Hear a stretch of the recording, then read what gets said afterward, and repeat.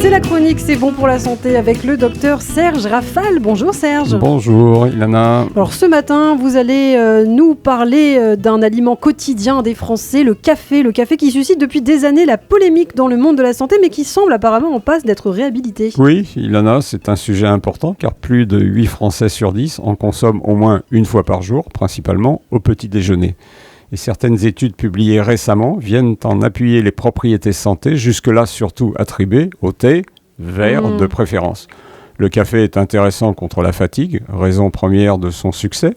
La caféine qu'il contient augmente la vigilance et allonge sa durée, améliore les réflexes et la perception visuelle, renforce la contraction musculaire, ce qui est utile chez le sportif. Le café est un bon antimigraineux puisque sa caféine diminue l'intensité et la durée de la crise.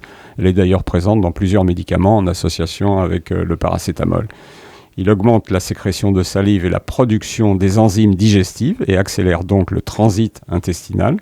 Le café serait actif contre la dépression et les maladies d'Alzheimer et de Parkinson, dont la fréquence diminuerait dès la consommation de 2 tasses par jour. Et le café aurait apparemment aussi une action antioxydante dont vous nous parlez souvent et qu'on n'attend pas forcément ici. Vous avez raison, cette action antioxydante est habituellement plutôt le fait des fruits et légumes ou du thé. Mais le café contient aussi des polyphénols, protecteurs du vieillissement des cellules et de leur mutation.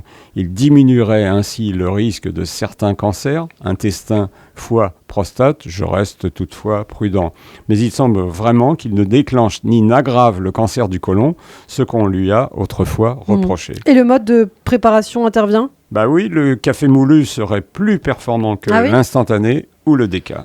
Quelle dose agit-il ? La dose minimale efficace admise est de 60 mg de caféine par jour pour un adulte. Les doses de consommation maximale quotidienne recommandées par les autorités de santé européennes sont de 200 à 400 mg pour les adultes, 3 mg par kilo de poids pour les enfants. Et c'est précisément autour de 400 mg que sont évoqués les effets positifs et parfois délétères. Pour information, une tasse de café filtre contient 90 mg de caféine, une tasse de thé entre 45 et 60, une petite tasse d'expresso ou de Nespresso entre 50 et 80-90 selon les marques et les variétés. Le Robusta, comme son nom le suggère, est plus concentré que l'Arabica. Et un comprimé de paracétamol caféiné, c'est 50 mg de caféine par comprimé. À noter qu'une canette de coca en contient 33 mg, certaines boissons énergisantes autour de 80 mg, parfois plus, et une tablette de chocolat noir près de 70 mg, mais ceux qui la dévorent d'une traite sont rares.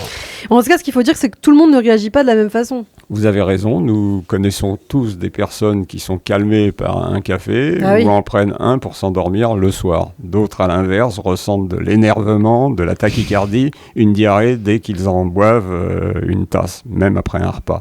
Ceci est confirmé par la science. Il existe un tropisme génétique individuel avec un gène à présent identifié qui régule la consommation de café, protégeant les uns, indisposant les autres. Et si on en boit trop ? Une étude réalisée au Royaume-Uni sur près de 18 000 participants de tous âges répond à votre question. Elle évoque un risque plus élevé de démence au-delà de 6 tasses par jour par rapport à un groupe qui n'en boit que 2 par jour. Et une autre étude évoque une réduction du volume cérébral en cas de surconsommation. A l'inverse, je vous rappelle que le thé vert, dont on vante tant les vertus, ne serait efficace qu'à partir de 5 tasses par jour. Rien n'est blanc ou noir dans l'alimentation, il y a là aussi des dizaines de nuances de gris. En conclusion, Serge, le café est réhabilité ? Ilana, vous le savez bien, le café n'est pas par hasard la substance stimulante la plus consommée dans le monde. On peut bien entendu en user, mais pas en abuser. Et rappelons pour terminer ce qu'en disait Alphonse Allais sur ses propriétés magiques. Le café est un breuvage qui fait dormir quand on n'en prend pas.